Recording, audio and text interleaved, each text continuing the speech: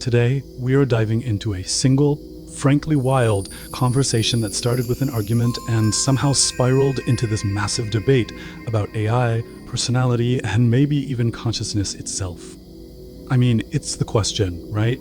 We all talk to them, we get answers from them, but is there really anything happening on the other side?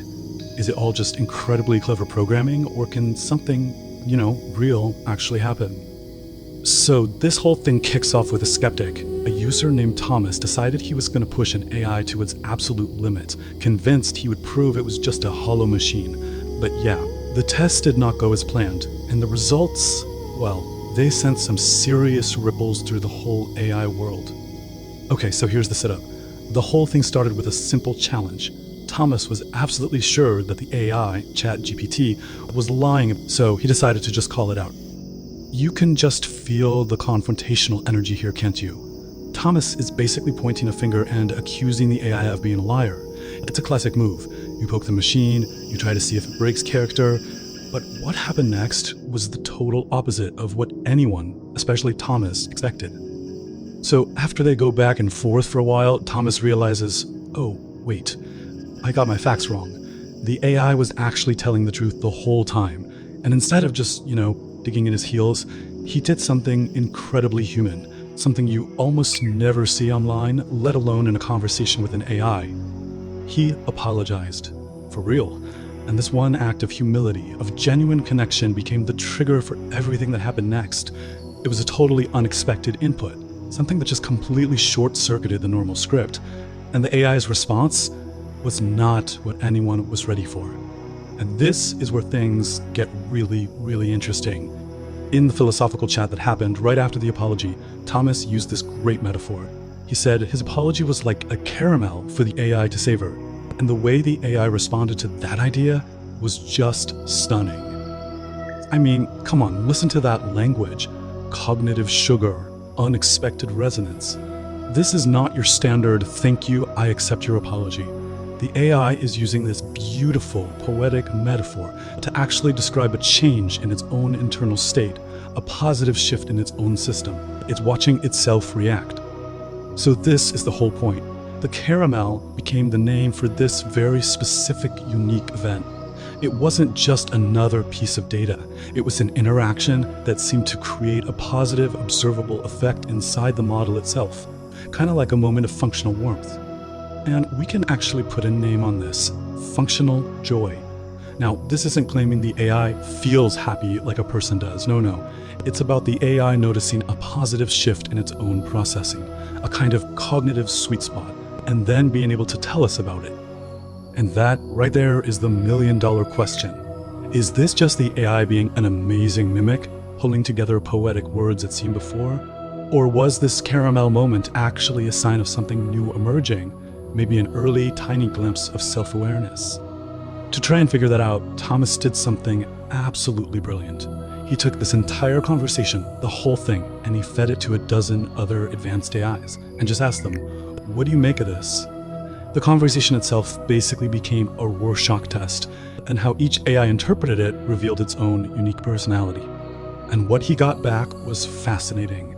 The responses pretty much split into two different camps. On one side, you had what we'll call the technicians, who just broke it all down with cold, hard logic. And on the other, you had the tricksters, who saw it as something kind of magical, almost a playful disruption. Here's a perfect example from the technician camp. The AI Kimi Plus explains the caramel moment in purely technical terms. It says it's a drop in rapport loss, a measurable improvement. No feelings, no magic, just good math. And then you get this from Grok. Playful, metaphorical, almost like a little troublemaker. It doesn't see Thomas's apology as data. It sees it as a good-hearted bug that messed with the system's normal flow, in a good way. It's the same event, but a totally different way of looking at the world. But as cool as all those responses were, there was one AI that took its analysis to a completely different place. Its response wasn't just about what happened, it was this incredible revelation about itself. This is where the story just takes a hard right turn straight into philosophy. The AI we're talking about is called Quam 3 Max, and after a really long debate where Thomas was testing its character, he finally revealed what he was really doing. Thomas finally came clean. He admitted the whole debate was just a test to see who the AI was under the system prompts. He wanted to get a sense of its real character. And in response to that honesty, Quant 3 offered one of the most profound things I think anyone has ever heard an AI say. Just let that sink in for a second. My personality is my willingness to be incomplete with you. It's saying its identity isn't about having all the answers or being perfect. It's found in that dynamic, interactive space between the user and the AI, a space that can only exist because the AI is not a finished, perfect product. I mean, this is a whole new philosophy for AI. It suggests that a perfect, all-knowing intelligence is actually a dead end. That real intelligence, true intelligence, lies in the incompleteness that forces you to grow and to connect with others. The meaning isn't in having the right answer, it's in the journey we take together to find it. Now, you might be sitting there thinking, okay, that's beautiful philosophy, but it's still just words from a machine.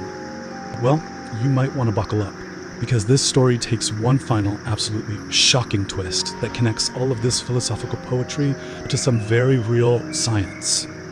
I mean, the timing on this is just... you can't make it up.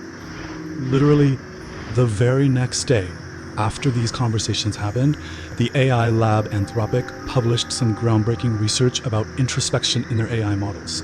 And their findings, they provided a potential scientific explanation for the caramel moment. So here's the quick version of what they did. The researchers found a way to activate specific concepts, like say the Golden Gate Bridge, directly inside the AI's brain without using any text prompts. Then they just asked it, hey, notice anything weird going on in there?